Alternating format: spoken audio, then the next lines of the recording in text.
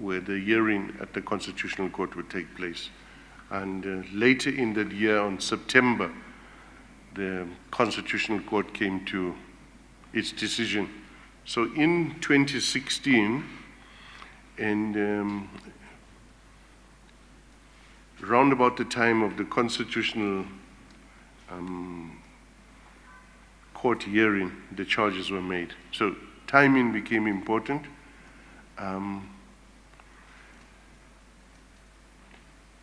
Also, it's after I was reinstated at work, what the charges were then forced to be withdrawn because we had insisted on a trial and we were insisting on pleading. And that was 1st of November, later in that year, 2016.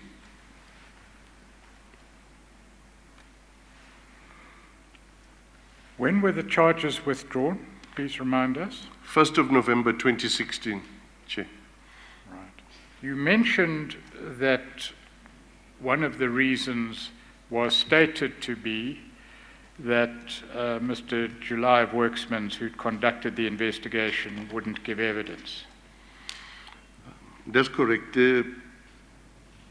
On the 1st of November, Mr. Selo Mayema from the PCLU stated, and I quote him here in paragraph 33, after consultations, and the consultations here were with Dr. Tori Pretorius, it has been apparent to the state that their prosecution would no longer be viable and we withdraw all charges. Now, I just want to ask for your comment on one of the reasons given about which you've testified was that Worksman's would not provide evidence. You've said that you've already told the court that they had a disclaimer in regard to the use of their report, in their report, but my question is somewhat different. The evidence on which Mr. July would have relied in order to produce his report and make his recommendations existed quite apart from anything Worksman's did or did not do. Is that correct? In other words, if Mr. July had given evidence, it would have inevitably been of a hearsay nature as to what he was told.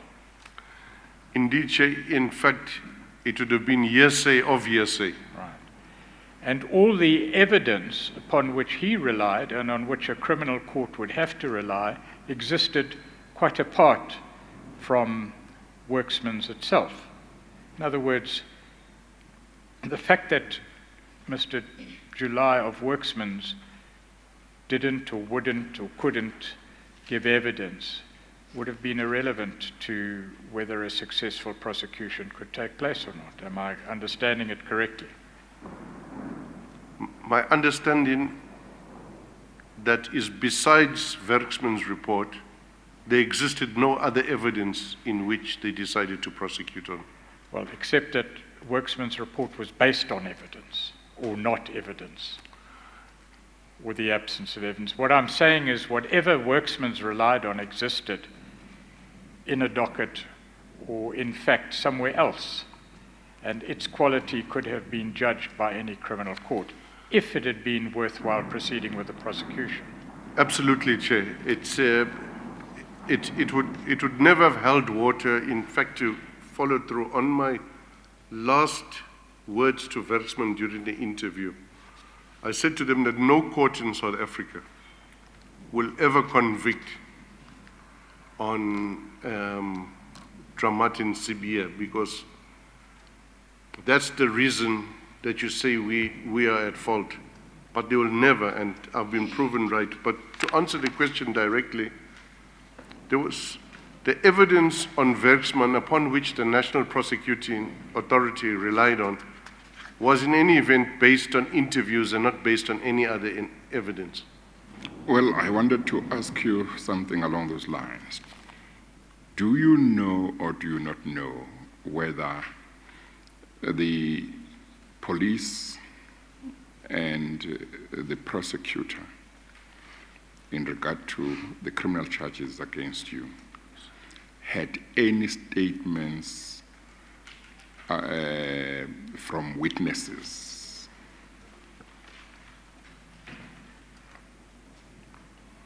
I'm not sure at this stage, Chair, because the Part B of the docket was never given to us.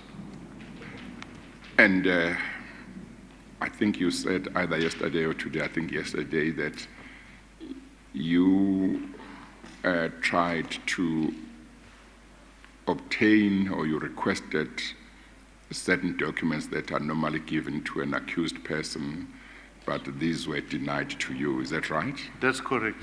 Yes. So as you sit here, you don't know who may have signed any statement that the prosecutor or the police was in possession of at the time. You don't know whether there were or there were no statements. No, as I said, Chair, I'm not aware, Chair. Yes. Okay, all right. And you did ask for statements? We did request it and it was refused. Yes. And was the request in writing, do you know? And If my memory serves me correct, it was our legal team writing to the prosecution. Yes, but it was, as far as you know, it was a written request rather than a verbal request, maybe on the day of first appearance or anything like that, or you don't know? If I can just add value, one of the postponements was due to not having received the requested parts of the docket. Yes. And at the next stage when it would resume, that would have been provided. Yes. And so it's on record. Yes. At that stage, it had not been provided yet. Yes. That's what I can recall now. Okay. Yes. Okay. Thank you. If we could go back briefly to Bundle D. Are you pursuing this part, Mr. Pretorius, or it's another part? No, it's about documents and disclosure of documents. In regard to the criminal charges? Or not really? In regard to confidentiality or non-disclosure of documents generally, but I can hold that back for the moment. Maybe I should just say, to the extent that Mr. McBride may be saying that the criminal charges really had no basis whatsoever, and that it was part of something more than just a genuine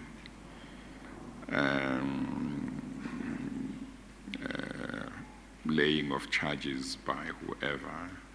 It might be good to know exactly what was there.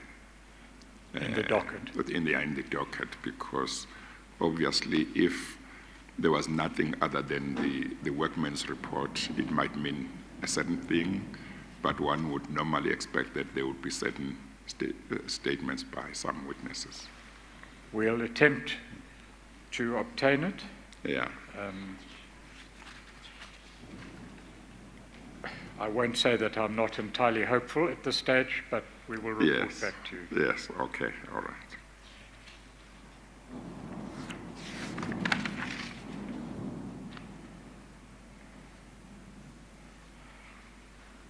Just finally, in relation to the criminal charges,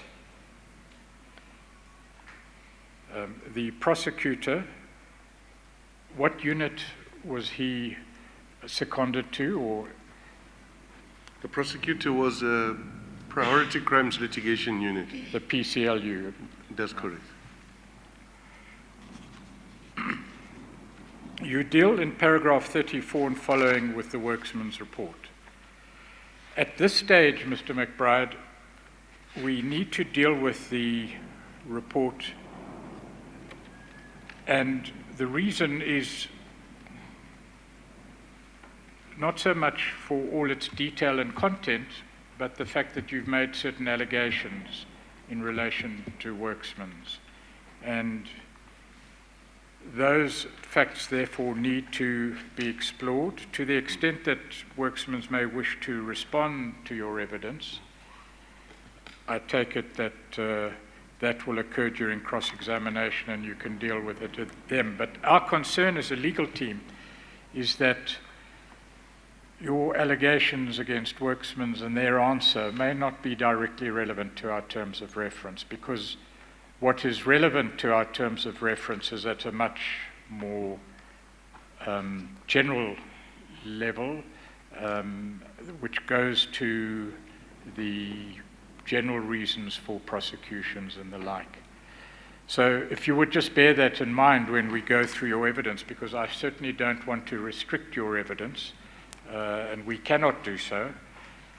But having said that, just bear in mind that our terms of reference may not extend to whether you received emails or not and that type of matter. But there are certain things that need to be put.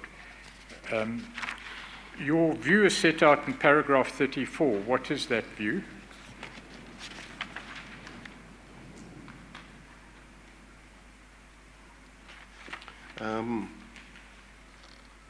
At 34, I say, I pause to reflect on the events that preceded the Workman report, which was commissioned by Nhleko in or about January 2015. This report, which I maintain was materially flawed, was used by Nhleko to legitimize his unlawful actions. I also take issue with the conduct of Sandile July, who compiled the said report. Right. So, apart from the last sentence, what you're saying is that the report was used or misused by the minister to justify the actions taken by the minister. Is that correct? That's correct. In paragraph 35, you say that Nhleko appointed Worksman to investigate the two reports which he falsely alleged he had been given by Ipid. What is the position there? And that's the minister, who had alleged he had been given two reports by Ipid. What is your position there? So my position is that at no stage did I give Nhleko a report at any stage that had been signed by Kuba alone. To whom had that report been given, if anyone? According to Kuba, he had given it to Mosing. Of the NPA. And Mosing also somewhere states that he found that signed report of Kuba in the cupboard when he cleaned Advocate Moletsi's cupboard after he had left the NPA. So even on Advocate Mosing's reported version, that document was only found afterwards.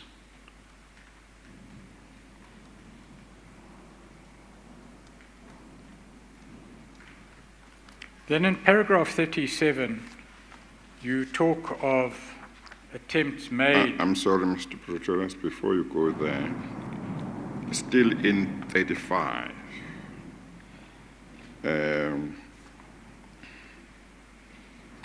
you take issue with the allegation by Minister Nhleko that he had received the two reports from Ipid. Yes.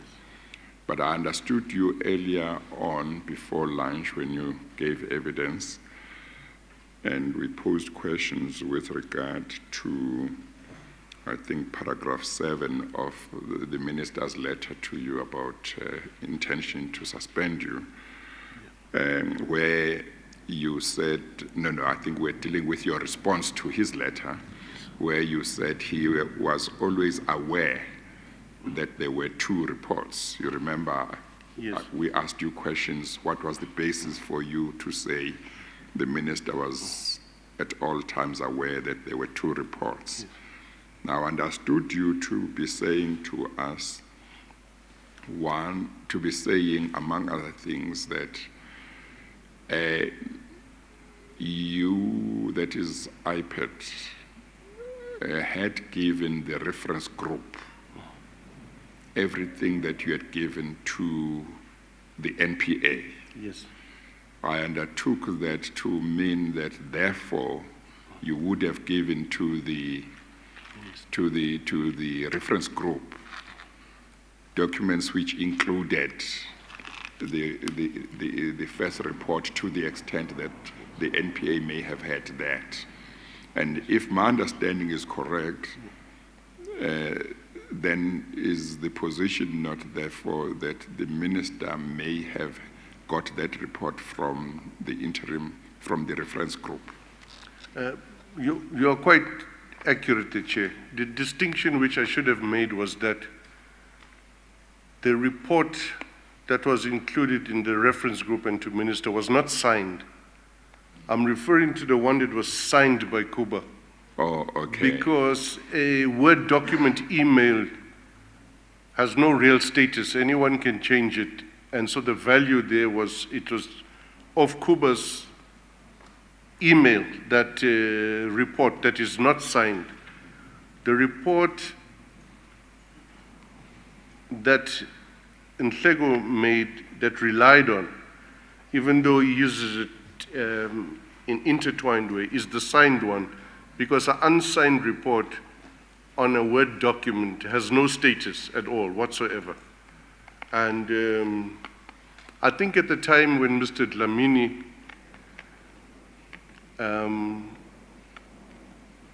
approached me with the media reports, and I said, but is that thing signed? Because what I know is that there was a Word report emailed. And he said, no, it's not signed. And he came back 1 or 2 days later and said, there is a signed one. That's when we called Kuba in and say, it's signed, what are the circumstances? So the distinction I should have made was that the report until, the report is clearly was, the signed one was given by the NPA because Mosing said he had it. And the one copy which was in Moletsi's cupboard, that's a distinction I should have made earlier. But other than that, the one that was given to the reference group was not signed. Was it otherwise the same report in terms of content or Chair, or you didn't have a chance to check the contents? No, Chair, if I remember from the reports I was given, that every progress report, including the one given to reference group and minister by Kuba, was different each time. Okay. So there is, and I think during our papers we make the point that there were various reports that were sent to Mosing, each a little bit different as stuff was coming in. So it wasn't like the report. And that's why we refer to it as a preliminary report, because it was not signed. It's a Word document that moves to Mosing. Mosing sometimes changes it and sends it back to Kuba. So it's, either way, it's not complete. The one that Nhlego relied upon, ultimately, which is the only one he could have, is the signed one by Kuba. And the reason why I make that qualification is because at some stage we made the point that if a Word document is not signed, it has no status. That was really the point. Well, this has now reminded me of a question I wanted to ask earlier. I hope I didn't ask it and I'm repeating it. Was there anything in what we have been referring to as the first report now, and from what you say, it could be that it's a number of documents, not just one document. Was there anything that if somebody read or saw in that first report that could tell him or her, this is not final, or this cannot be final? Or was there anything that one could pick up which could clearly say, but this, I can't rely on this is not a final report? Or you are not sure? I'd answer it differently. Yes. to assist with the question you put. Yes. The fact that after that first report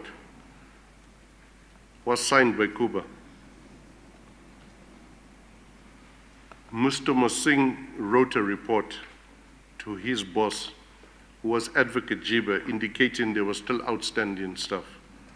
He also sends an email to Kuba and requests that he must retrieve the docket to add the new evidence in.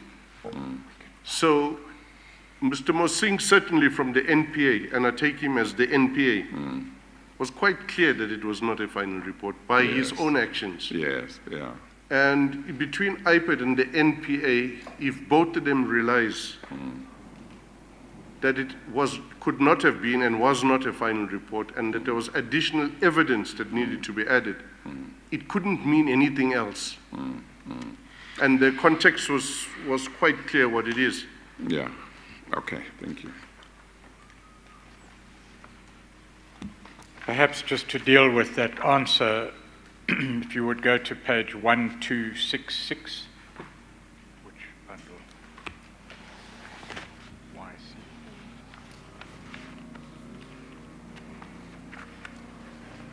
It's in bundle YC. Exhibit YC. Yes, Exhibit YC, page 1266.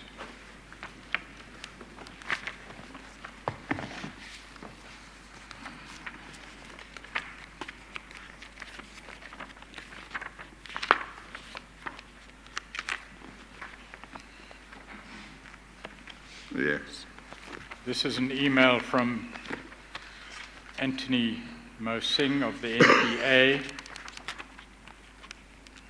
to Mr. Kuba, dated the 28th of February 2014. Do you have that? Sorry, Chair, I just have the printer paginated 1226. Sorry, I think- 1266. 1266. 1266. Yes, I have it.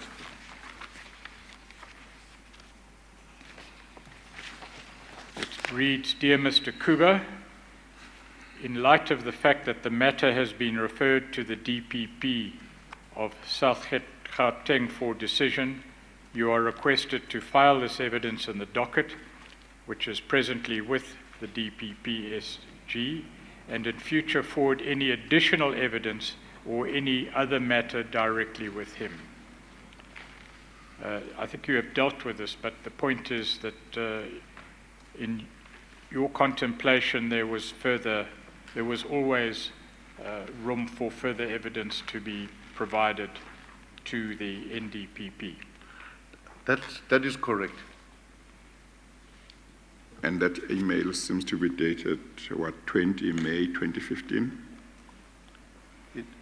Chair, it's the 28th of February 2014,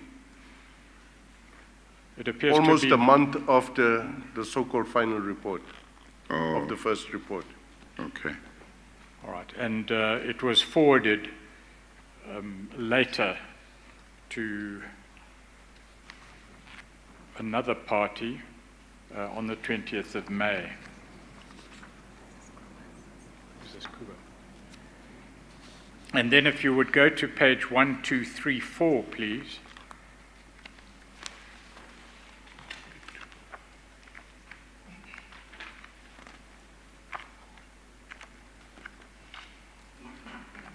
I have it, Chair.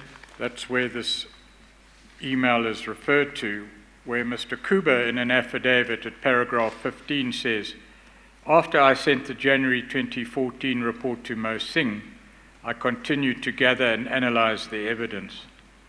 On 27 February 2014, I sent Mosing the expert report on General Sabia's cellular phone data. Mosing replied on 28 February 2014 and advised me to deal directly with the DPP of South Gauteng and to send any additional evidence directly to the DPP. That's Mr. Kuba placing that email in context. That's right, Chair.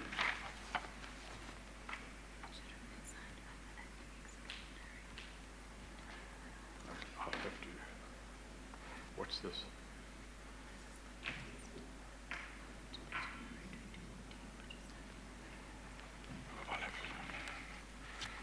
Court would, I mean, if you would bear with me, Chair, for a second. Okay.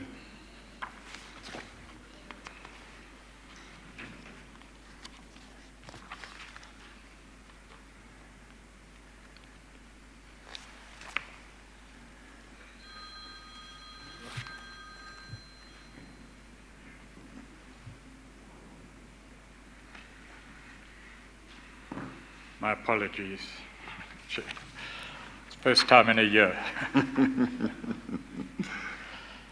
Yes, no, that's fine. I'll deal with it later, remind me, okay.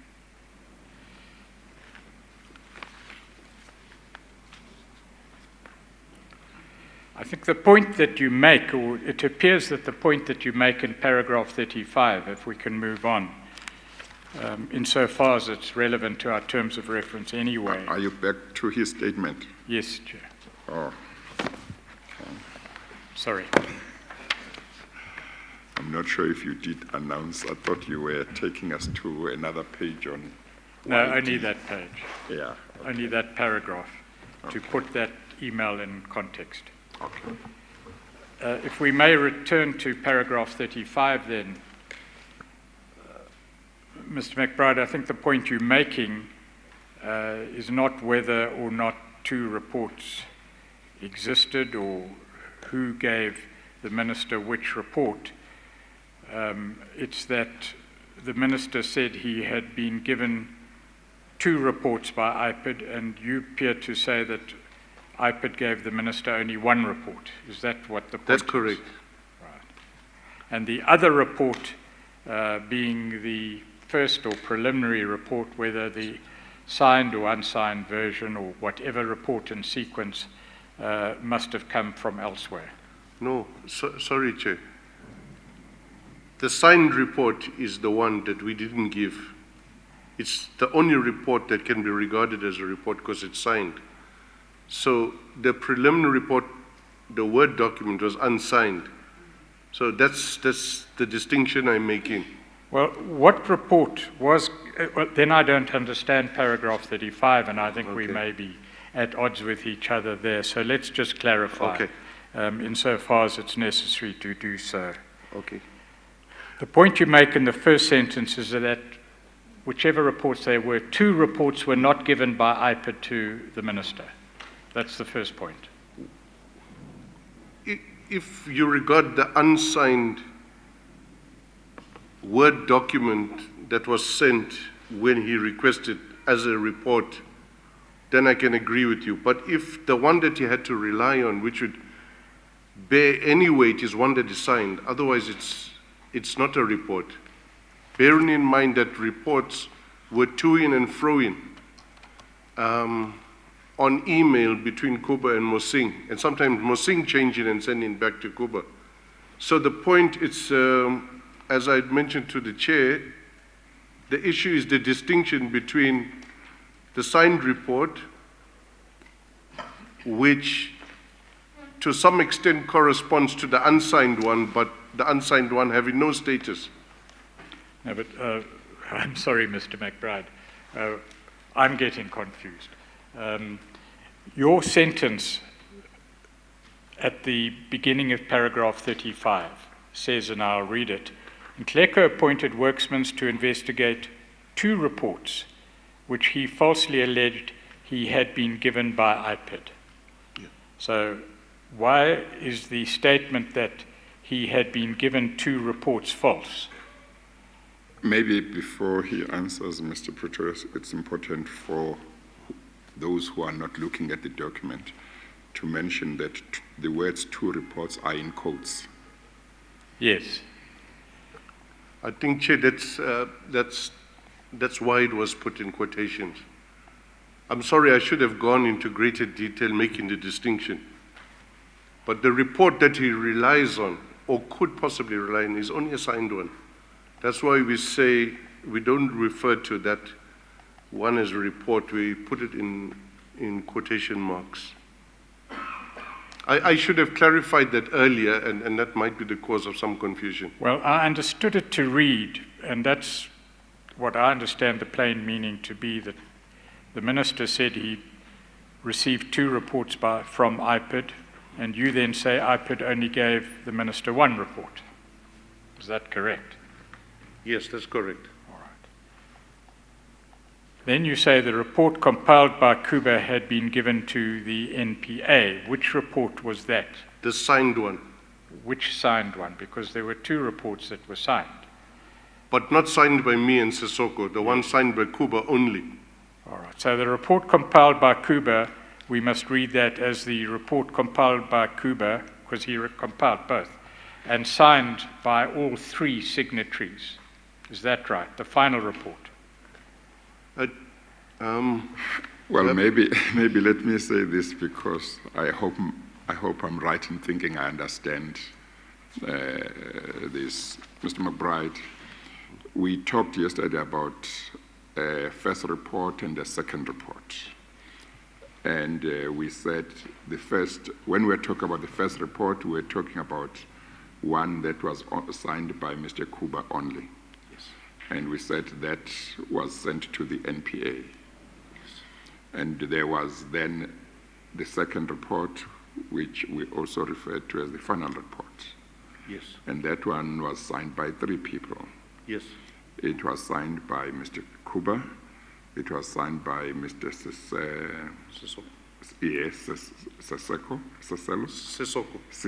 yes. And it was signed by you. So that one had 3 signatures. that's correct. That is the one that you regarded as the final report. That's correct. Yes. And here in this paragraph, you talk about 2 reports and you put that in quotes, saying that the minister appointed Workman to investigate the 2 reports in quotes, which you say he falsely alleged he had been given by Ipid. As I understand what you are saying is, you say, when you say that you gave the minister, Ipid gave the minister 1 report, you are talking about a report that was signed. And the one that you was signed that the Ipid gave to the minister is only the one that was signed by 3 people, yourself, Kuba, and Sissoko.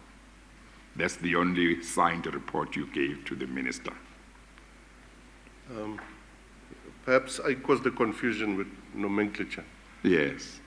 Chair, the minister received, he asked for a preliminary report and Yes. received it, Yes. and not the first report, is a distinction. Yes. The first report is a one signed by Kuba only Yes. in yes. January. So that one was included to the progress report, the preliminary report, in the minister's language. So the unsigned one, which was on the email, is regarded as a preliminary report, whereas the minister relied later on a signed report, which to a large extent corresponds to the preliminary report, but it's not identical. Yeah, let's leave out for now what which one the minister relied upon. Yes. So we know that you gave the minister the report that had 3 signatures. Yes. Okay. And that's the one you regard as the final report, and that's the report that you provided to the minister after he gave you a deadline of 2 days. Okay. You have also said that you gave the minister at the same time, I think, an unsigned report that came from Mr. Kuba's computer. Yes, that's correct. Is that right? Yes. And but you said, as I understood you earlier, I don't know now, as I understood you, you were saying that you did not include the report that was signed by Mr. Kuba only, that bore his signature alone. That one you did not include when you were sending the final one to the minister. That's correct, sir, because I had not seen that one yet. Yes, and that is why you said at some stage, to the extent that the minister may have received the report that was signed by Mr. Kuba only, he could only have received that from the NPA. That's correct, Chair. Yes. Okay, now I understand. The only question I have arising out of paragraph 35 in the light of that is, if, as you say, the report that was unsigned, that basically came from Mr. Kuba's computer, which you sent to the minister together with the final report, if, as you seem to suggest, it was really nothing to attach much importance to, why did you send it?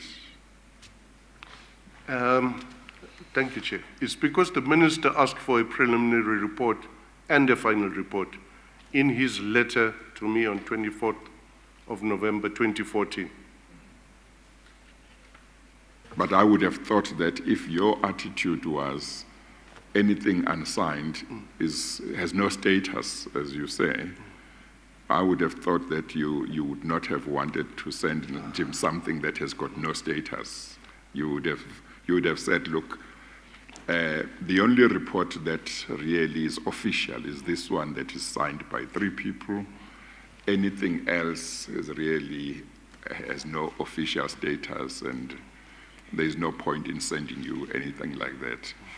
But the fact is, Chair, is that it was sent because he had requested it. Yes. It had no status, but he had requested it. Yes. And this is, of course, November 2014. Yes. But the one which he then relied on dealing with me on, realizing that that one has no status, someone must have advised him, or we responded to it in the media that it's unsigned, was the signed one. So somewhere they had fished the signed one out from. So his notion even that he was not aware that there existed some preliminaries is not correct. I think that's the point I was making earlier on the preliminary reports. But in our own minds, a report that's not signed does not have status, but if it's requested, you give it. And even at the stage where the signed one then surfaced, I asked Kuba about it, and Kuba said he had forgotten that he had sent a signed one. But to the extent that the minister may have been saying he was given 2 reports by Ipid, to the extent that he regarded or may have regarded the unsigned report that you sent him as a report, when he said 2 reports, if he meant the one with 3 signatures and the one with only 2, and the one without any signature, then he would be correct in that regard. To the extent that in his own mind, it was still a report, even if it was not signed. That's then correct. He would be correct. That's correct. Okay. But he would not have been correct after Yes. he started relying on the signed one. Yes, but you said Ipid didn't give him That's correct. the one signed by Kuba only. But if he's talking about reports that he got from Ipid, Yes. His statement could only be correct if he regarded the unsigned report as also a report. Yes. Thank you, Chair. Okay, thank you. All right. My sympathies go out to anyone trying to follow this, and it may be entirely the fault of the person who wrote your statement down in paragraph 35, or entirely ours for not accurately following the evidence you've given. It seems that the Chair's ability to grasp after lunch on a Friday is far greater than mine. Let's take a step back. Which 2 reports was Worksman's directed to investigate? To be fair to everyone, I think Workman was not sure which one they were busy with. So, by the time Workman started interviewing us, the signed one had resurfaced, which was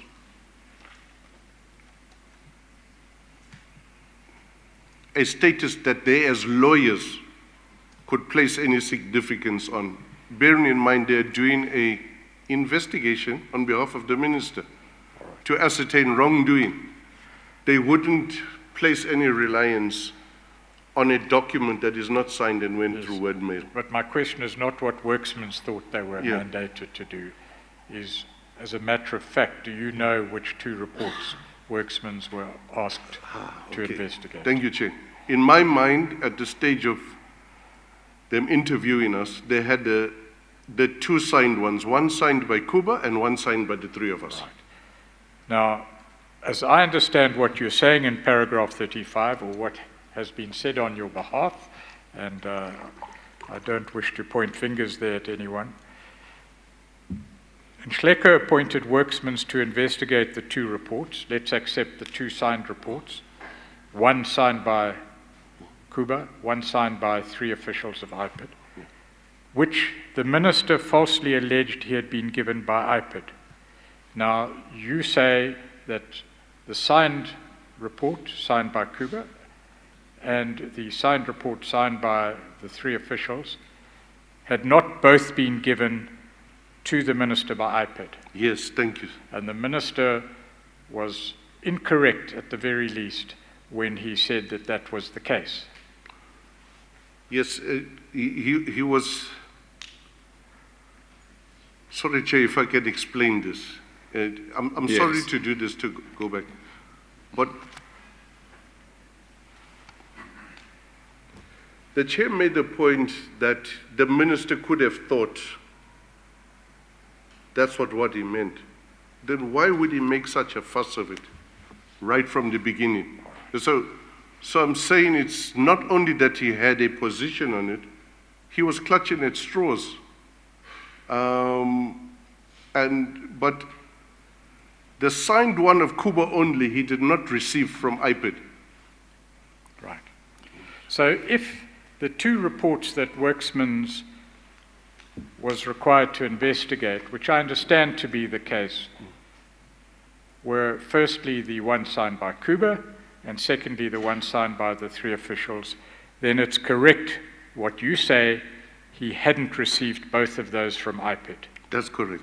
Let's move to the second sentence. Ipid only gave Nhleko one report. Which report was that, in your knowledge? The one that was signed by three people. Right. The report compiled by Kuba had been given to the NPA. I take it that that is a reference to what we've referred to as the preliminary report, or the report signed by Kuba before you came onto the scene. That's correct. Right. And that is the only place, you say in the last sentence, where Nhleko could have obtained that report from. Yes, that's correct. So we're on the same page. Took some time, but I'm My apologies. perfectly willing to take all the blame for that. Let's move on to paragraph 36 then. You say that several attempts were made by July of Worksmans to interview the Ipid National Head of Investigations, Mr. Sissoko, and Ipid lead investigator, Kuba. Kuba was contacted by July, and Kuba indicated his willingness to cooperate, but asked that the request be sent via email and be directed to me. He also provided the relevant email addresses. Now, you've given added evidence in regard to that it was your instruction that Kuba should not, at least at initial stages, give evidence to Worksmans. That's correct. And you've given your reasons for that. So, what we know from the first sentence here is that Mr. July made attempts to obtain evidence from Sissoko and Kuba, but they were directed to go through you. And then you make some comments about emails and the addresses of emails. Again, I'm not sure whether our terms of reference extend to these details, but you've said it, and Just tell the chair what you say, please. Thank you. Chair, the point of this is my concerns, which are raised in paragraph 34, is, amongst others, was based on, firstly, that Werksman had tried to contact Kuba only, and then when he was requested by Kuba to put it in writing and also address it to me, the email was sent to Kuba and Sissoko using .gov.za. But the one that was sent to me was .co.za. And then Sissoko picked up on that and alerted Werksman. And then they resent it and included me, except misspelled my name. Now, against the background of what has happened, it's Dramat is knocked out, allegations are turned on us, the minister is phoning Kuba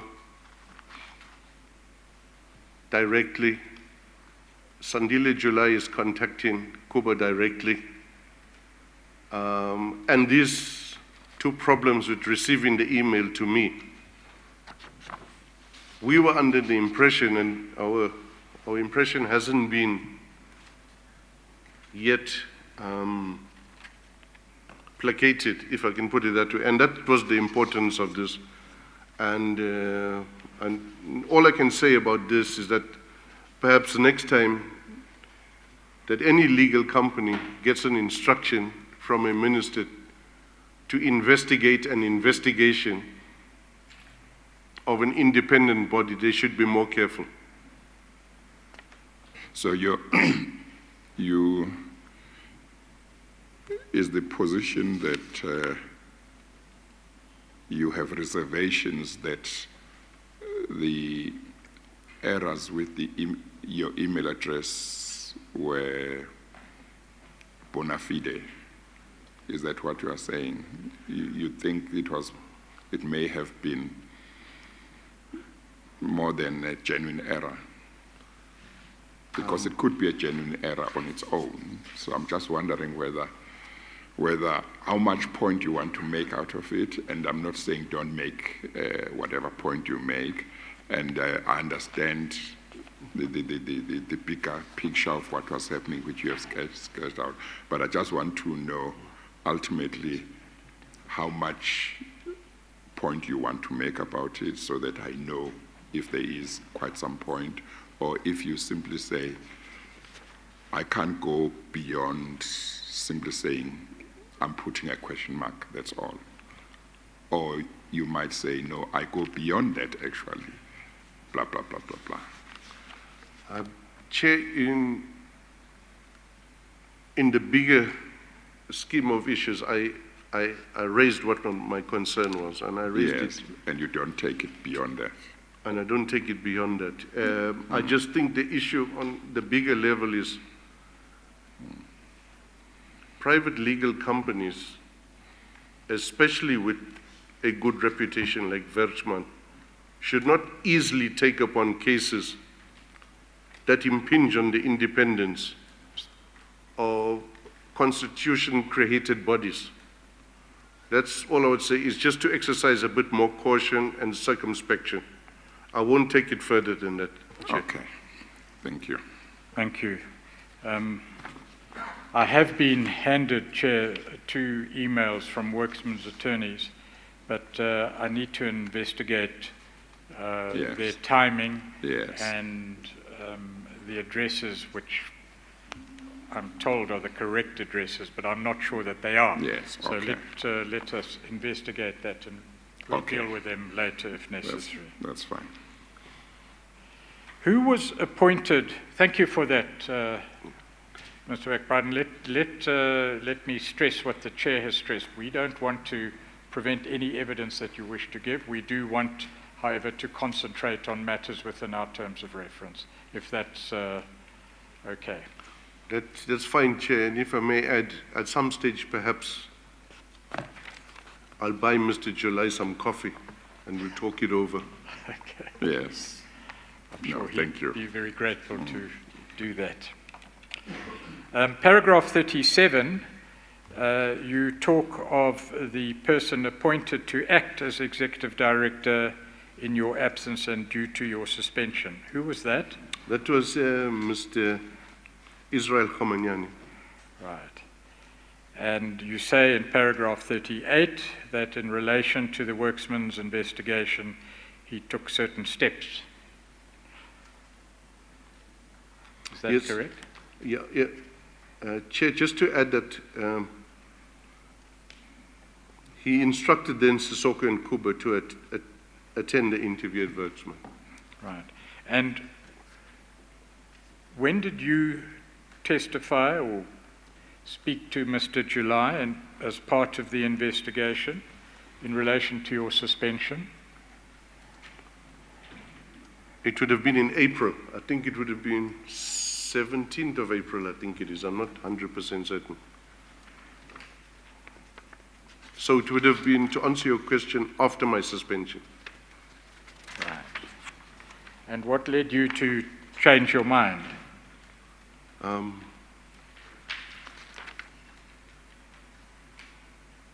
It was indeed on the 17th of April, according to our timeline. Yeah. Chair, I have a rough draft. I don't know whether you wish to have it now. Perhaps we better prepare it a more final or less unfinal draft.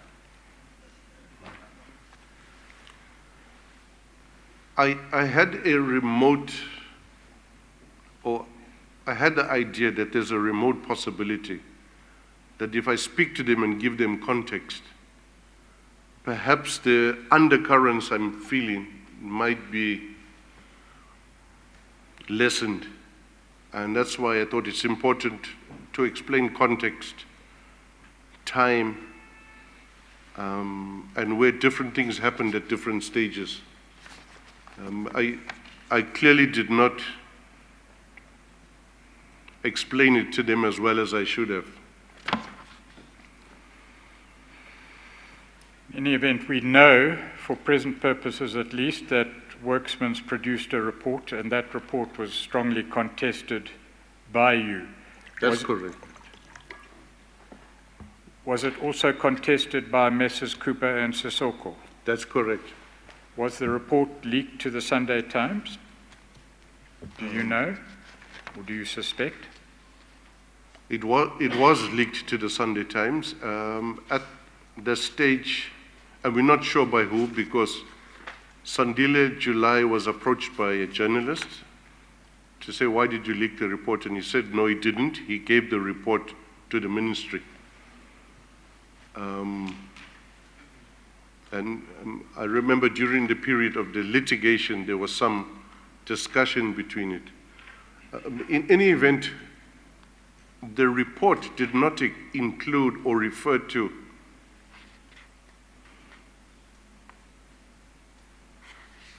the transcripts of the conversation with Mr. Sissoko.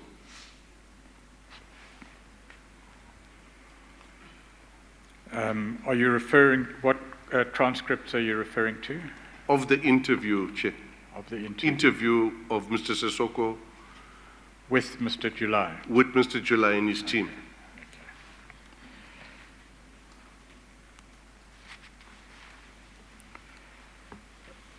Were steps taken against Messrs. Kuba and Sissoko after the release of the report, the Worksman's report? Indeed, they were You can- suspended. Just to assist you, because it's a matter of record, paragraph 41 of your statement. On the 21st of May, Mr. Kuba and Mr. Sissoko were suspended by Khomanyani on the instructions of the Minister of Police for allegedly altering the Ipid's progress report into rendition. And that date should be 2014, not 2015. So the nub of the charges against Kuba and Sissoko were entirely the same, or was entirely the same, as the charges against you. That's correct, Chair. And we've been to the recommendation in the Worksman's report which says that Worksman's doesn't know who altered the report, therefore charge all 3 signatories to the second report. That's correct. I see that in that paragraph, namely 41, you say that Mr. Kuba and Mr. Sisoko were suspended by Mr. Khamanyane on the instructions of the Minister of Police. Now, when you were looking at the Act, the Ipid Act yesterday, I saw that while there is a separate appointment authority in regard to the executive director of Ipid, it looks like everybody else at Ipid is appointed by the executive director. Was I right in understanding it that way? In other words, the executive director gets appointed in a certain way by whatever body, but everyone else under the executive director gets appointed. When I say gets appointed by the executive director, I'm sure there may be other people that below the executive director who appoint other people, but I'm saying there's nobody outside of Ipid who is given the power to appoint anybody below the executive director. Is that right? That's correct, Chair.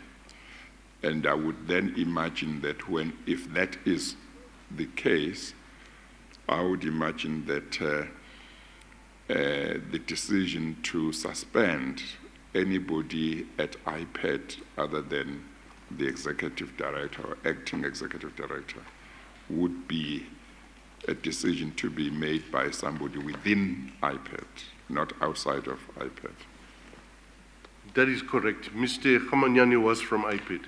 Yes, no, I accept that. But you say here it was the minister who instructed him to suspend. And my question is, why would the minister get involved in giving instructions what the acting executive director, who it should suspend and who it should not suspend?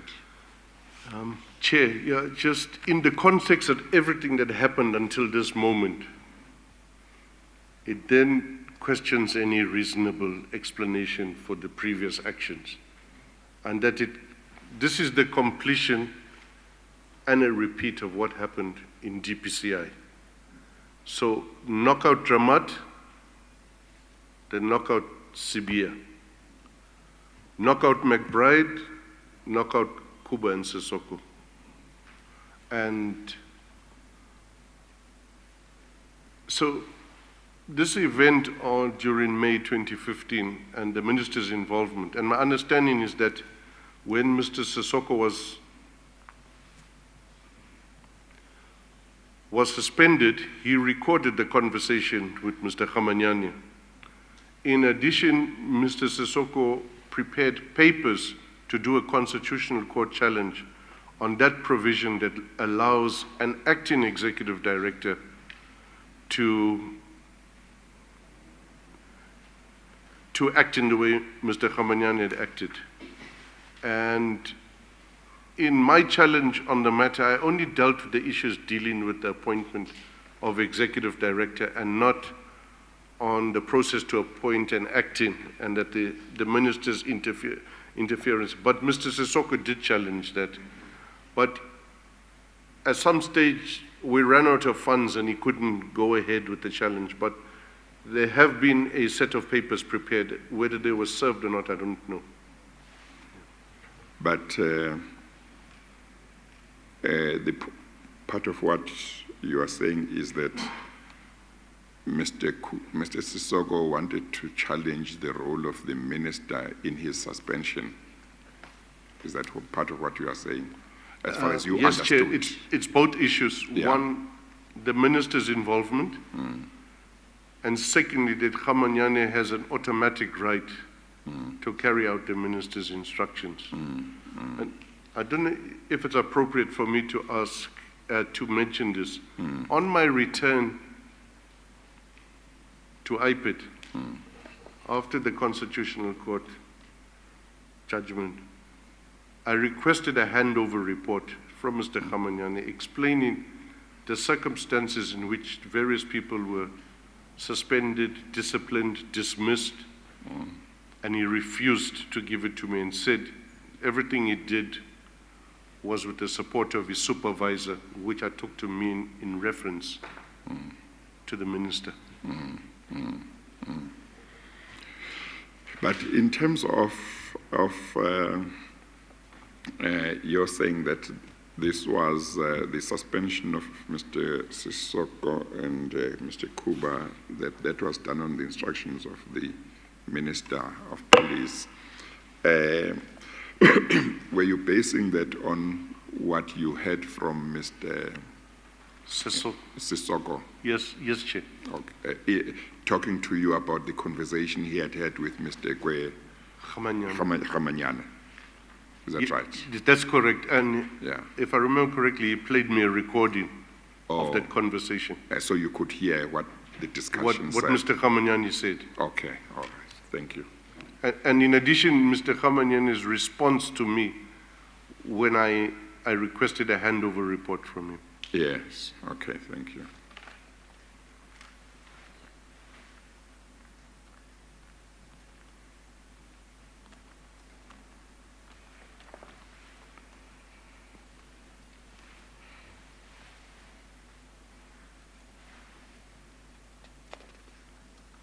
Given the constitutional independence of Ipid, and according to your knowledge of the Constitutional Court judgments and the judgments of the High Court that preceded that judgment, would it be proper for the Minister of Police to direct that a executive director, whether acting or otherwise, of Ipid dismiss subordinates appointed by the executive director? Thanks, Chair. It would be wrong both for an independent organization like Ipid for the minister to get involved, but any other government department in the civil service, it would be wrong for a minister to get involved in operational issues and issues of discipline. Going to move on to some other matters before we go further in your statement, Mr. McBride, but in paragraph 42... sorry, Mr. Pretorius. What you have just said, are you making 2 points, maybe 1 point with 2 bases, namely that even if the minister was not dealing with an entity that has a special status of independence such as Ipid, it would have been wrong for him to get involved. Even if he was dealing with any other government department as minister, he would have known that it would have been wrong for him to get involved in those operational matters. But you say, because of the special position of Ipid in terms of its independence, that it was not right, should have been even much more obvious. Absolutely, Chair. Absolutely. Yeah. Okay.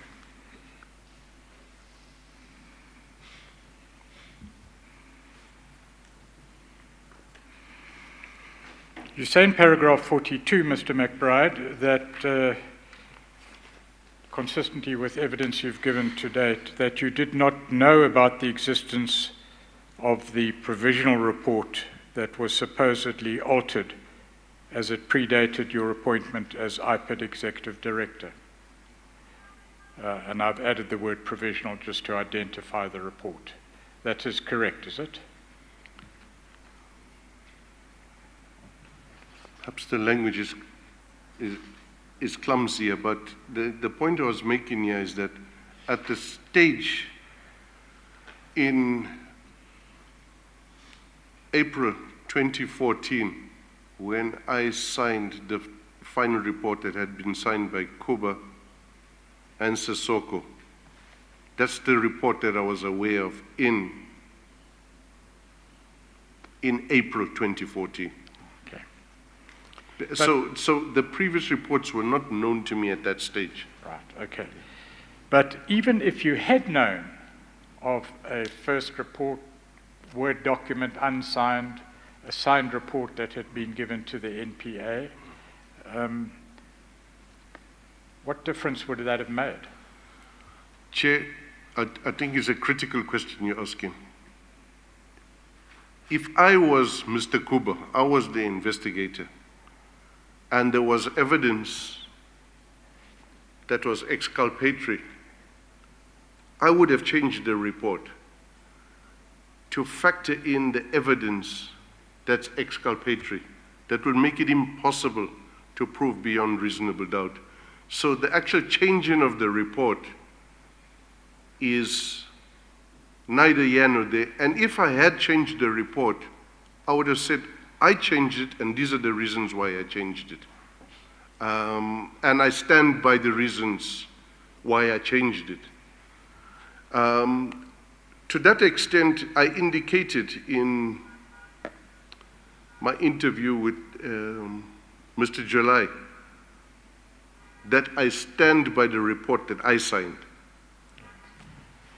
If after the issuing of the first report, or the provisional report, by whomever signed, even if it had been signed by the then executive director, further evidence had come to light, Yes.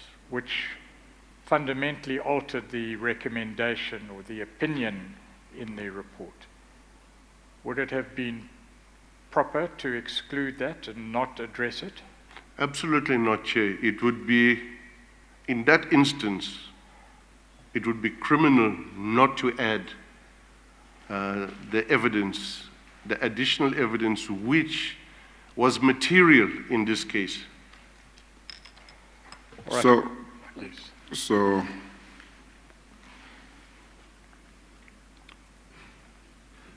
given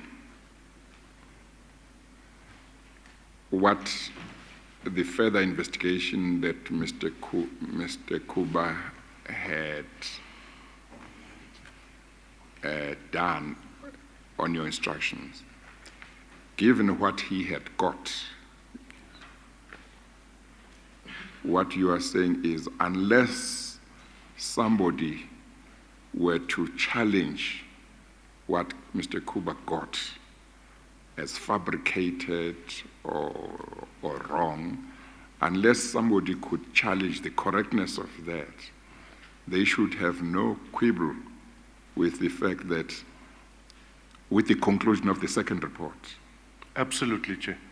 You should only quibble with it if you don't accept the correctness of what Mr. Kuba came up with in the further investigation. Absolutely, Chair.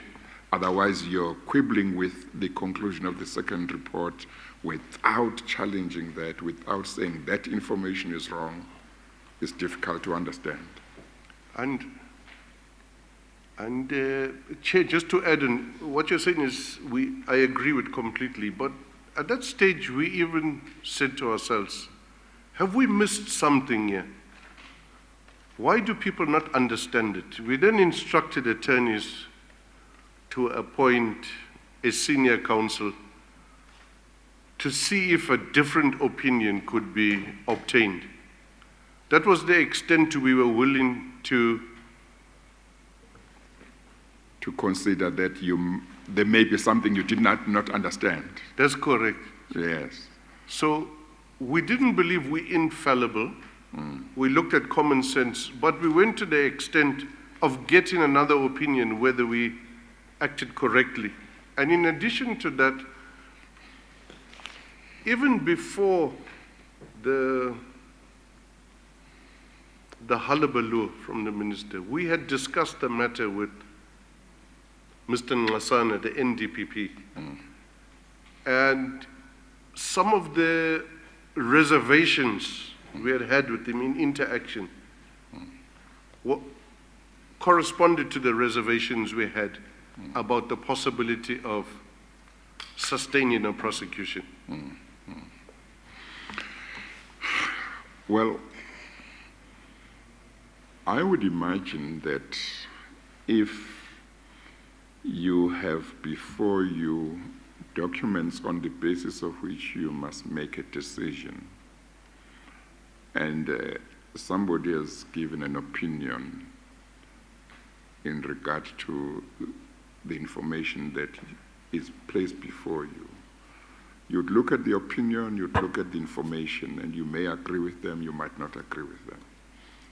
And particularly if you don't agree with them, you try and understand their reasons for their different view so that you can test that against your own.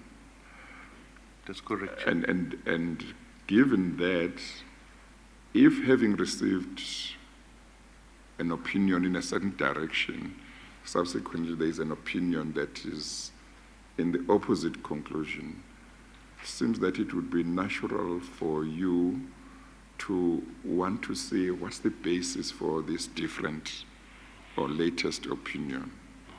And therefore you look at the material on which it is based, and you may agree with the conclusion of the second opinion. You might not agree, but you would need to look at that. If you just look at the opinion and you don't go beyond that, it would be strange. Do you know whether the minister or Mr. July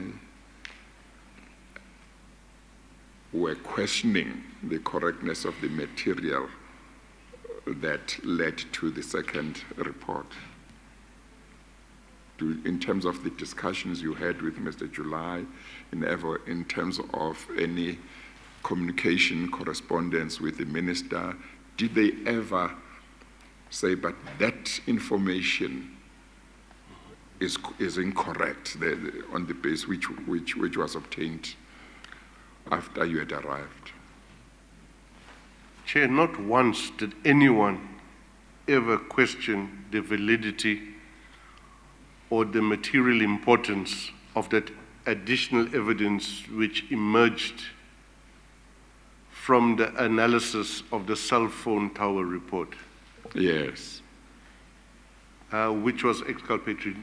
Neither the minister that I'm aware of, and certainly not to me, and neither did Mr. July put it to me that evidence that was obtained from cell phone records and analyzed and attached to different towers at particular times was wrong, or could even perhaps have been wrong. No one suggested that at any stage. So the evidence that was included in the docket was never questioned about its validity or its correctness or its material importance ever.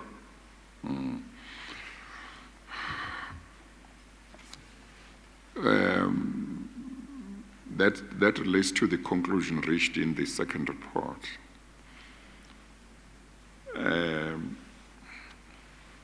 If there was an alteration, to the extent there may have been an alteration, a physical alteration of the first report, if that alteration was meant to reflect the latest position after the second report, there ought to have been no problem with that if nobody had a problem with the basis for the second report's conclusion. Absolutely, Chair. Yes. So in the interview that you had with Mr. July, what did he say, if he did say, he found wrong or he thought was wrong with the alteration in the first report? The issue, Chair, was that the report was changed at all. That was the position of the minister. So? That there was a change to the report. That was the position. Whether it was a lawful change, whether it was a material change, whether it affected the possibility of sustainable prosecution and the impact that that new evidence and the new report had. That was not the issue for anyone at any stage of this. It was that it was changed. It was simply whether it was changed. Yes, that's correct. Why it was changed, what grounds were there, whether they were good grounds that was not discussed, or that he was not looking into that? Chair, they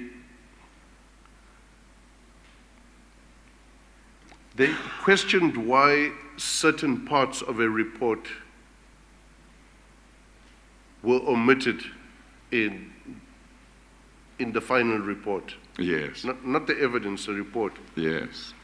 And the answer was that what was removed made no change to the conclusions reached because it was not of evidentiary value. And that explanation, if my understanding serves me correct, is what Kuba gave to Mr. July. I can't remember verbatim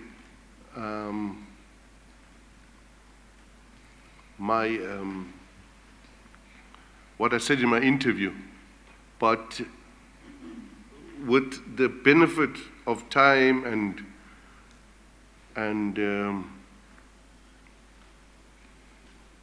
over time reading documents and becoming more and more acquainted, there is actually nothing that is improper or that was amended or changed that can ever knock out the importance of the exculpatory evidence.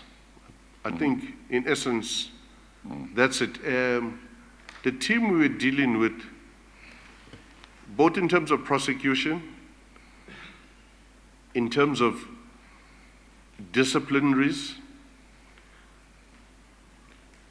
in terms of Werksman, they were all lawyers. Surely the value of evidence, and there are judgments about this, that exculpatory evidence cannot be ignored or omitted in taking decisions. Was the concern about the alteration of the first report directed at the recommendation? In other words, was the concern more about, in effect, I don't know whether people said this, but you see now in the first report, you said prosecute. Now the second report says don't prosecute. Was that the focus or not really? It was just the mere alteration? Or both? Chair, without meaning to appear to be opinionated, Yes. the difference in circumstances between the signing of the first report and the signing of the second report was that the circumstances related to the signing of the first report and the circumstances relating to the signing of the report where the three of us signed is that there was independence of Ipid exercised in the signing of the second report, whereas in the first report there was undue pressure placed on the investigator and sinister motives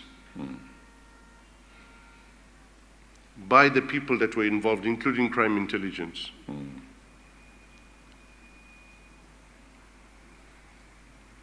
Under my leadership of Ipid, I would have not allowed any interference. And I would want, which I always did, is to have cold, hard facts and cold, hard analysis, and not to be influenced unduly or otherwise by outside forces. And for me, that, after everything is said and done, after all the court judgments, after all the disciplinaries, that is the main difference between the circumstances and the culmination in the two reports. One took place under interference and minimal independence, and the other one took place under rightful independence. And in this regard, I remember that yesterday you said Mr. Kuba said, or either Mr. Kuba or Sisoko said that the acting executive director at the time before you had given instructions that Mr. Sissoko should be bypassed. Is that correct? That's correct. In relation to the so-called rendition investigation? That's correct. Okay. Thank you, Chair. If we may just summarize then, you've referred to the circumstances surrounding the production and delivery of the 2 reports. And you've given evidence that the first report, the provisional report, or the one signed only by Cuba, however we define it, that report was firstly informed by crime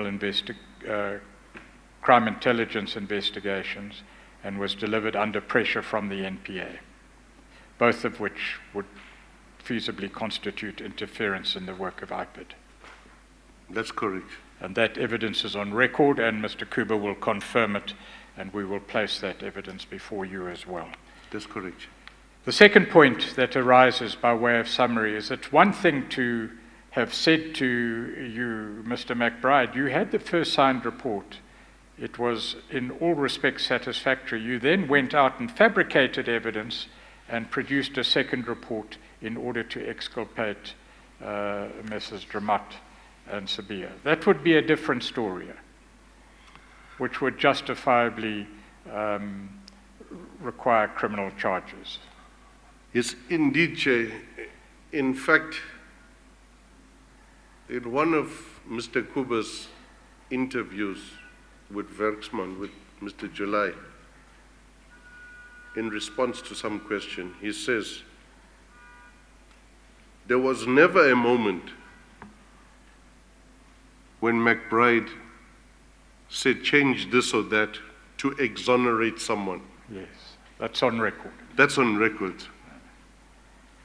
In fact, what happened between the first and second reports was that you directed, in order to complete the investigation, that the cell phone records be analyzed.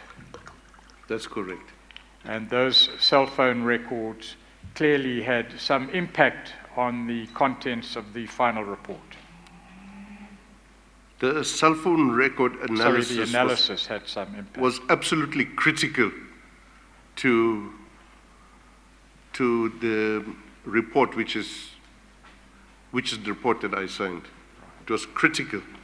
In that respect, has anyone ever alleged or put to you that that cell phone record analysis was false or incorrect or questionable in any way? Never. Had you withheld that cell phone analysis from any final opinion or report given to the NPA, would you have been acting properly? Chair, that would have been improper, and it would have been criminal.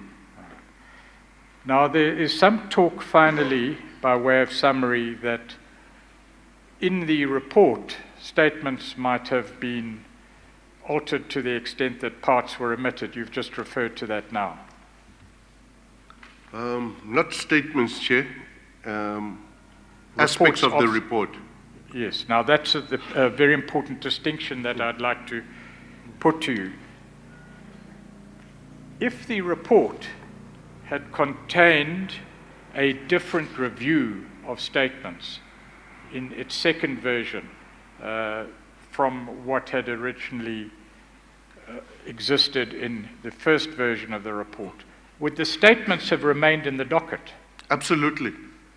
All statements stayed in the docket, including statements that were no longer sustainable after the receipt of this cell phone tower analysis. They were unchanged. They were unchanged and they were left in the docket. And I take it the work of a prosecutor in the NPA who is diligent is not merely to piggyback on the opinion of an investigator, but to make an own informed decision based on his or her own reading of the statements. Absolutely. All right, let's just move on then to another topic, if we may, and that is, in fact, sorry, Mr. Pretorius. Mr. McBride. I'm going to put a question to you. Just be careful when you answer it, because you need to answer it, you need to be clear about answering it. Is your evidence that, does it go so far as to say that anybody who was aware of the additional evidence, that cell phone analysis, and had read it, and who was not challenging it, who was not saying it was incorrect, who was not saying it was fabricated,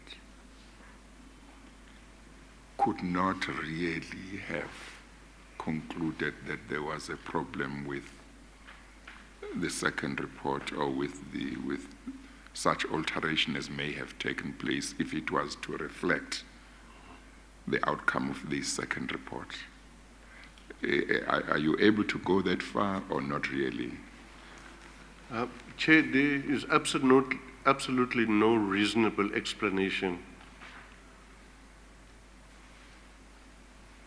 for anyone ignoring that additional evidence and coming to a different conclusion that the report that I signed came to in respect of General Sibia, General Stoker, General Libya, General Dramat.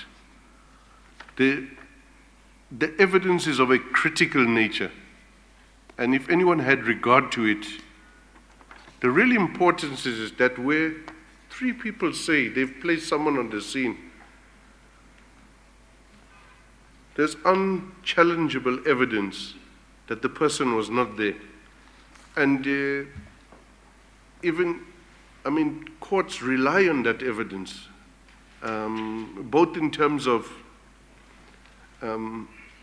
incriminating evidence and exculpatory evidence. So I have questioned myself over the years about, could there be a bona fide misunderstanding of the importance of that evidence? And I can't draw the conclusion that there can be. Okay. I think your last sentence indicates you are quite careful about how you are putting it. Thank you. Thank you, Chair. Just to go back a step, if we may, before we move forward once more. In paragraph 39, at the top of page 9 of your statement, you say that the Sunday Times and the Sunday Independent ran a series of false reports to prop up Nhlekwa's false narrative to discredit us publicly. It's not entirely clear, but are you saying that the Sunday Times and Sunday Independent acted deliberately, or they had false information given to them which they then reported on?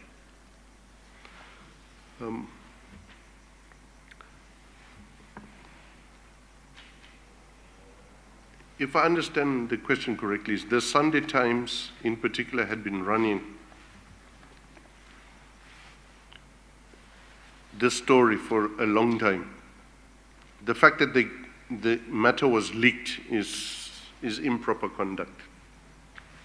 And by whoever leaked it. And for me, the fact that we were not even aware of what was contained in the Workman report is significantly irregular.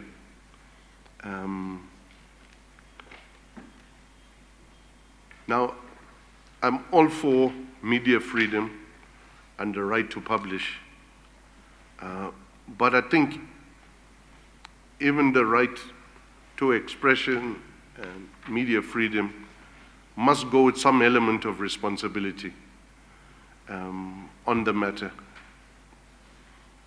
And this was a scoop. To be as open as possible, the scoop was given to 3 papers, and that is what led to some of the people who had received the story as an exclusive for them on that Sunday to be resentful that they were not the exclusive, and that is how the information then came back to us as to who leaked it. Because of that issue, so it was offered, that information at a particular time, as an exclusive to 3 media houses, including the Sunday Times and the Sunday Independent. If we could just take a step back there, please, Mr. McBride. It would be one thing if the Sunday Times had a leaked report and based their reports on the contents of the Worksman's report, for example, and you take issue with the contents of the Worksman's report. So to that extent, you would take issue with the content of the Sunday Times. But what is not clear from paragraph 39 is whether you are saying that the media reported on what they received, and what they received by way of information was incorrect or false, or whether you're saying they deliberately distorted information and created themselves a fictitious or false narrative. Is that clear? Chair, I understand your question. It's a bit more Nuanced. serious than that. Yes. And the issue is that it was indeed the Sunday Times that started the story in 2010 or 2011. A lot had happened then. And the Werksman report was therefore used by people who had an interest in proving the accuracy of the initial stuff which they had leaked. And we are now aware of what has transpired afterwards. And some people received awards, and they were censured, and there was apologies from the editors of these newspapers. So it's not, and I'm talking about Sunday Times specifically. I can't remember whether the Independent ever ran with these stories, but the Sunday Times definitely were both, if I can put it this way, they were the thrower of the javelin over the bar, and they went and catch it on the other side. And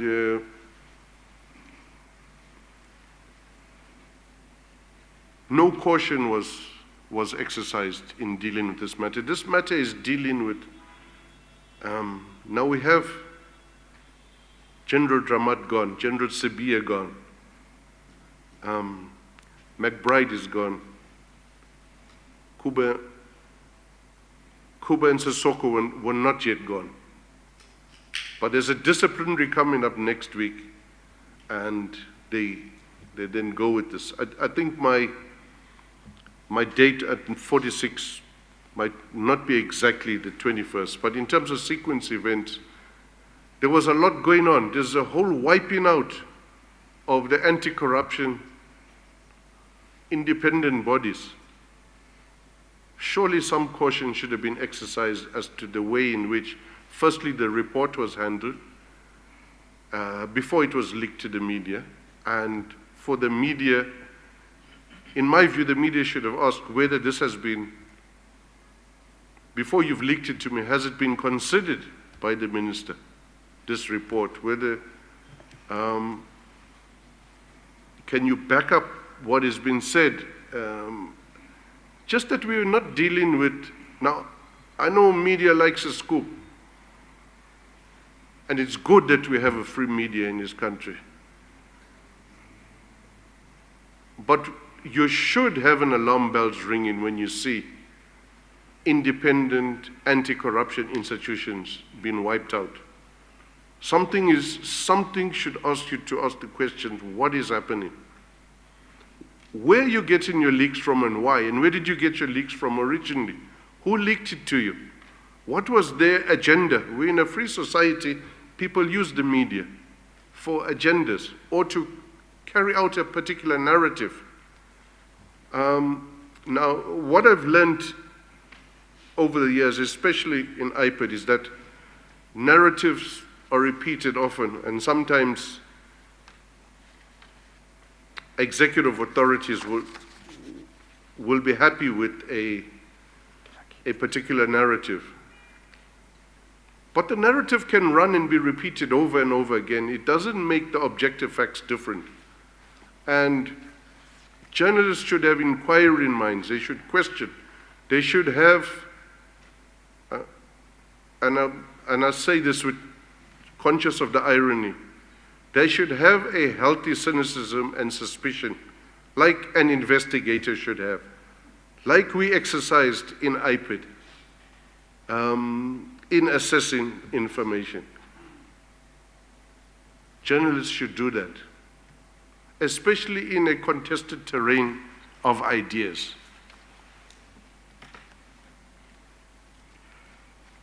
So I understand from your answer, Mr. McBride, two things. One, that we can exclude the Sunday Independent from paragraph 39 of your statement. Can we do that? No, not that it was leaked to them. They ran the story. Right, okay. It's just that they were not, like the Sunday Times, the initiator of the story in the beginning. All right. And secondly, I don't understand you to be saying that the media deliberately fabricated information and published it, but rather that they acted in a way that you believe was irresponsible in merely publishing the leaks that they received. Am I correct? Yes. Maybe you would use a stronger word than irresponsible, or deliberately mischievous. I don't know. I don't want to put words in your mouth, but I just want to make that distinction clear. Chair, what I would say is that they did not exercise the necessary caution that any investigative journalist should have exercised. Okay. And the objectivity and standing away from it, in particular the Sunday Times. And now we know that it was promised as an exclusive. But the Sunday Times on this case, and they are not investigators like that, like Ipid is, should still have exercised the same cynicism and healthy suspicion about reports and reason for leaks and a narrative. Even by the time that they wrote the story, they were aware that things had changed from what they had written initially. And so I would say, for media, just exercise more caution in future. Don't be had. Don't form part of an agenda. Critically assess what's been leaked and given to you. That's as far as I can go, Chair. Thank you. Thank you. If we could go then to bundle Y, or exhibit YB, please, at page 883.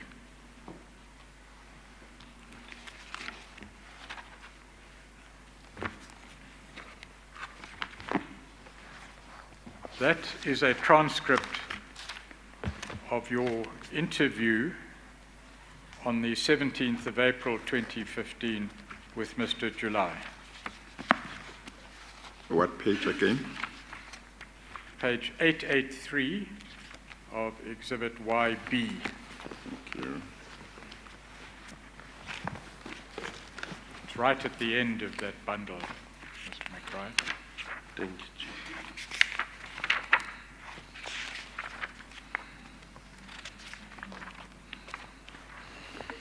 I have it, Chair. If you could just identify the document as the transcript. That's correct.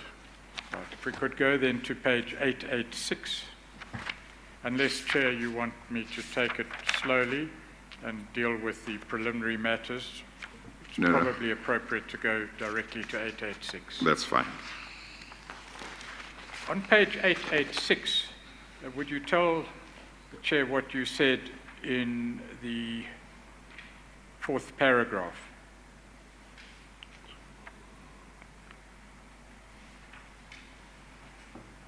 Is it the one that starts with no?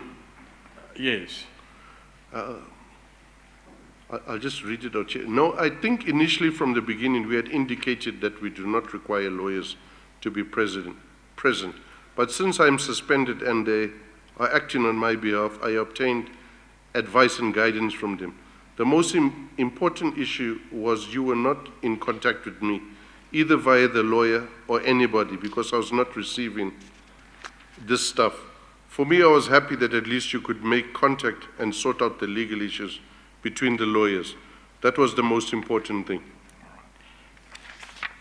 That seems to be the outcome or result of issues that you'd raised with Mr. July about the failure of communication That is correct. preceded your interview.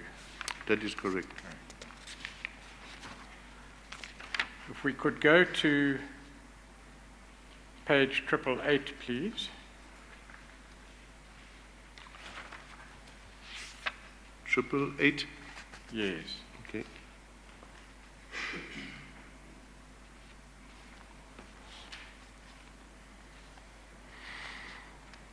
There you raised with Worksman's the issue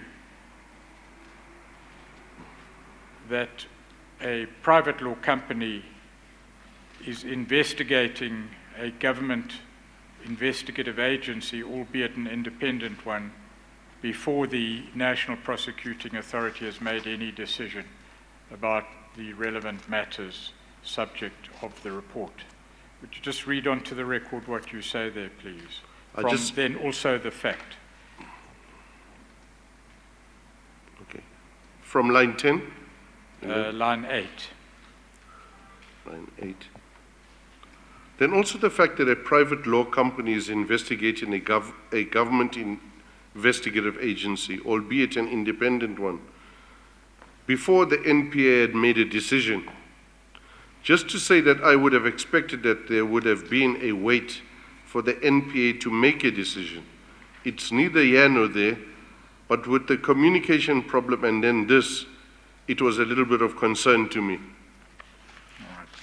As I understand it, you were raising with Mr. July, as you've stated in evidence, Ipid is an independent body subject to parliamentary oversight. That's correct. It's not subject to the executive control of the minister. That's correct. Yet what the minister has done here, he has appointed a private firm of attorneys to investigate Ipid and actions of officers of Ipid. That's correct. I don't want to take the legalities any further, but what is clear from the Constitutional Court judgment, which we will deal with in due course, is that the minister does not have the power to institute or take disciplinary proceedings against the executive director in Ipid. That's correct. Yes. And that's a constitutional matter. That's a constitutional matter. Then, at the bottom of page 888, you deal with the facts, and you say, on my appointment, that's as executive director of Ipid, I had asked for a briefing on all high-profile cases, and I think it was Cato Manor, it was Rio Piecha's matter, and it was this one of Sabia and Dramat. That's the rendition matter. And then you mentioned some other matters, correct? Yes, that's correct, yes.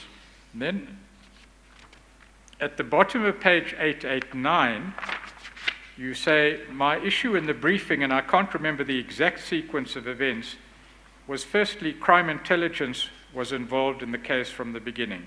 That's the one issue. Yes.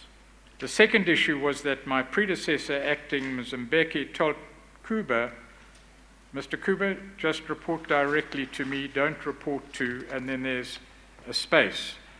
What would you have said there? Sissoko. Yeah. Don't report to Sissoko. Yes. And we know that Sissoko was the immediate supervisor of Mr. Kuba. That's correct, Chair. This is what I was told, you continue to say. Then, he was also told, and that's presumably Mr. Kuba, then also told that he must work with the crime intelligence guy, and the crime intelligence guy also linked him up with Advocate Mo Singh. And then you say in paragraph 1 on page 890 at line 5, so for me, already independence in the investigation was compromised, the way it had been said. In other words, bypass the head of investigations. Those were my issues immediately. That was my concern. Sorry, Chair, I think I just lost you. At which page is it? Page 890, Okay, I have it. What line is it? from line 5. Okay, I have that. Well, line 1 to 10, basically, 1 to 9. Okay. If you would just read that, confirm that that's what you said and that's what you Yes. still Then told. also that he must work with crime intelligence, with the crime intelligence guy, and the crime intelligence guy also linked him up with Advocate Mo Singh. So for me, already independence in the investigation was compromised, the way it had been said. In other words, bypass the head of investigations. Those are my issues immediately. That was my concern. So by way of background, you make it clear to Mr. July that when you were briefed, you had clear concerns based on facts that have never been disputed, as I understand it. You had clear concerns about the propriety of the investigation, its competence, and its independence. That's correct, Chair. You also told Mr. July at line 10, you say, I was also concerned because it became apparent that crime intelligence operatives were involved in the rest, it That should be reads, the arrest. rest of the Zimbabweans themselves. Let's just pause there a moment. That rest, as it is there, R-E-S-T, should presumably read arrest. Yes, it's possibly that I didn't pronounce it properly there. Well, the transcriber might have picked it up, but be that as it may, that's not an issue of any import. It's clear that what one is talking about there is arrest. So you tell Mr. July, firstly, crime intelligence was involved. Mr. Kuba, the investigator, was told that he mustn't report to his superior and that he must work with crime intelligence operatives. And he must work also with Advocate Mo Singh of the NPA.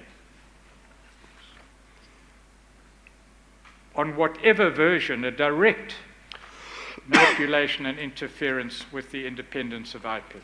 Yes.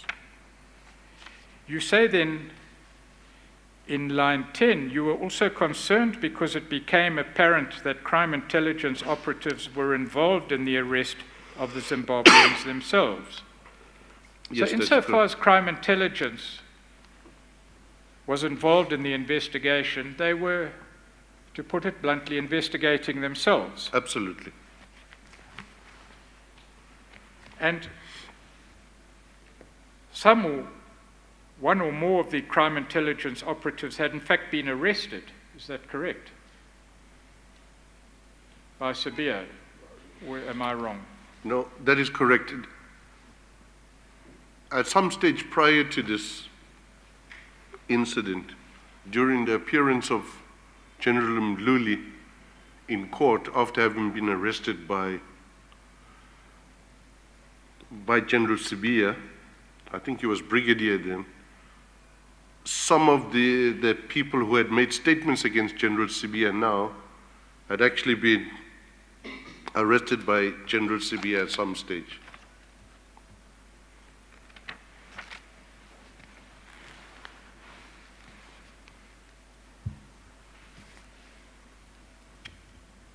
Against that background, had you simply said to Mr. Kuba, well, you may have submitted or not submitted a report, I'm not sure, but there's nothing more we can do,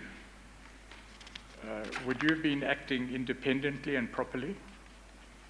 Or how did you regard your duty as to investigate the Ipid investigation? If I understand you correctly, Chair, it's, I had requested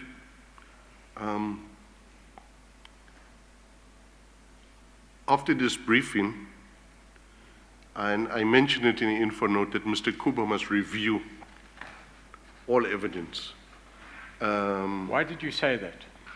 Because the way the completed statements had reached Ipid, which were done by crime intelligence, and the whole way in which it reached him, and it's clearly some sinister motive. Why leave him out of the investigation? Why leave Sissoko out? Sissoko out of the investigation? Why only to work with crime intelligence? And so that was, it's the point I made earlier. There was undue and improper pressure on Kuba. And if, for example, there was a prosecution and these issues were known at any stage in the future, this would put a question mark about the independence of Ipid. This whole behavior of Mokangwe, Kuki Mbeki, the fact that crime intelligence is investigating themselves, they are involved from the beginning. I mean, I also raised the issue. Somehow I got the impression it was over about 2 weeks, the whole process. And I say it here to Sandile July, and I think I spoke about it yesterday. Who was involved at what stage in this crime that you mentioned to me, and to what extent? This is the questioning of Mr. Kuba. That's correct, sir. What crime has been committed by whom and who was involved in it? What are the elements of that crime? That's what it was. Basically, that's how it was. This is me talking to, I'm talking to July, reporting what I said to Kuba on the first briefing. All right. Let's just summarize there before we hopefully conclude for the day. Basically, you have a number of what, on the face of it at least, appear to be genuine concerns about the propriety of the investigation concerning which you've been asked to be briefed. That's correct, Chair. They involve concerns which seriously impact upon the independence of the investigation and its propriety.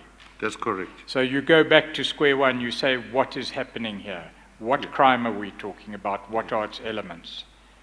And it's on the basis of that that further investigation takes place on specified topics, and which ultimately culminates in the report signed by 3 Ipid officials, including yourself. That's correct. That's the background to your evidence to Mr. July. That's correct. All right. Chair, it's well nigh 4 o'clock. May we adjourn? We'll adjourn at 4 o'clock today. But next week we'll see. Sometimes we'll take adjourn later than 4 o'clock, sometimes start earlier. So I hope that we'll all be able to accommodate the various changes. Thank you very much. So on Monday, in your hands, Chair, what I was intending to do was to review our preparation as a legal team in relation to detail and to discuss it with the witness to see whether there's some way of making very sure that we finish on Monday. So there is preparation time involved, but I'm happy to start at 9:30 if you believe that's appropriate. Yes. Would that be fine with you, Mr. McBride, if we were to start at 9:30? Thank you, Chair. It wouldn't be a problem. Yes. Okay, then on Monday, let's start at 9:30. We'll then adjourn until Monday. We adjourn.